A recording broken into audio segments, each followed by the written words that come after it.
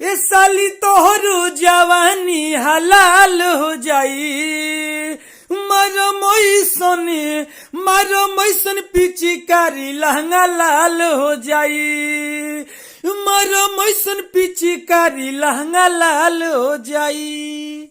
चलिए दोस्तों, आपको मेरा थंबनेल देख कर हाई गाना सुन के पता चलिए गया होगा पवन सिंह के ट्रैक लहंगा लहक जाई जो 1 आवर पर ट्रेंडिंग कर रहा है। इसी ट्रैक पर हम लिखे हैं लहंगा लाल हो जाई। तो बिल्कुल फ्री में गाना लिखे हैं। अगर आप सिंगर हैं तो इस गाने को गा सकते हैं, रिकॉर्डिंग करवा सकते हैं। बिल्कुल फ्री में गाना लिखे हैं लहंगा लाल हो जाई। तो चलिए गाना को स्टार्ट कर रहे हैं। गाना को स्टार्ट करने से पहले चैनल पर नए हैं तो सब्सक्राइब कर दीजिए, लाइक कर दीजिए और मेरा नाम जान लीजिए। मेरा नाम है राइटर राजा सिंघानिया। तो चलिए गाना को स्टार्ट करते हैं। देर किसी बात की, लेकिन हाथ जोड़ के रिक्वेस्ट है आपसे, सब्सक्राइब यार कर दीजिए। आप स्क्रीन पर देखिए लक्ष्य गोय। चलिए दोस्तों, ये मुखड़ा है, हम मुखड़ा को गा रहे हैं। पहले लड़की बोलती है ओइसे बोरी यारी रंगवा डालो नहीं जबरी, कही दी हम दीदिया से का बरली तोहर बबरी।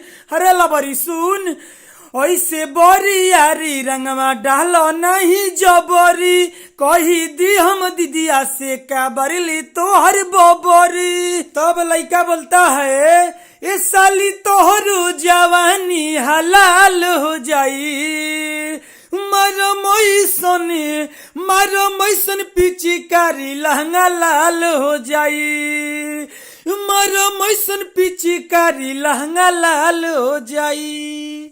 चलिए दोस्तों, ये अंतरा है, हम पहल का अंतरा को गा रहे हैं। पहले लड़की बोलती है होली के फायदा तू कैदा से उठावा, लेके पिचकारी बोरी यारी न सटावा। तब लड़का बोलता है गोरे गोरे गोलिया पे लागे दो बीर मजा लूटो, भर होली हमारा हो साथे चला खटौर में सूतो, ताहर रंगवा लगावल जीव के काल हो जाई।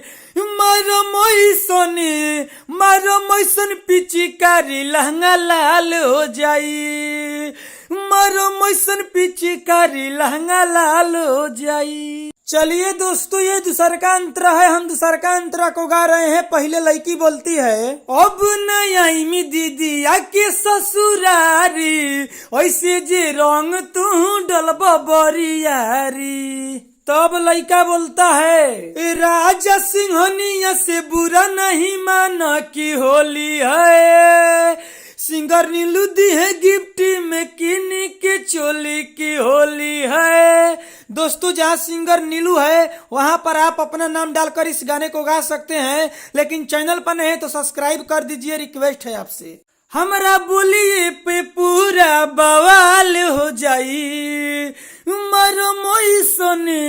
मारो मैसन पिचकारी लहंगा लाल हो जाई।